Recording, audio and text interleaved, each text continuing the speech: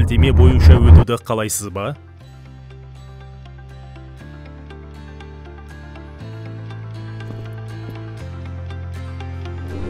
Хабарламадағы сілтемеге өту немесе поштадағы файлдарды ашу үшін хабарлама жіберушінің электронды пошта мекен-жайын мұқият тексеріңіз. Ешқашан бейтаныс адресаттардың хабарламаларындағы сілтемеге өтпеңіз және ондағы файлдарды ашпаңыз. Бұл сіздің жеке деректеріңізді ұрлауға бағытталған алаяқтардың тұзағы болуы мүмкін.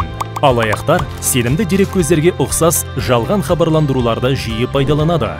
Егер хабарламада интернет банкингті жаңарту немесе файлдарды жүктеу сұралса, міндетті түрде банктың веб-сайтындағы ақпаратты қайта тексеріңіз. Немесе банктың ресми нөмірі арқылы байланыс орталығына қоңырау шалыңыз. Есіңізде болсын, банктың барлық ресми хабарламалары банкингтің жеке кабинетіне жіберіледі.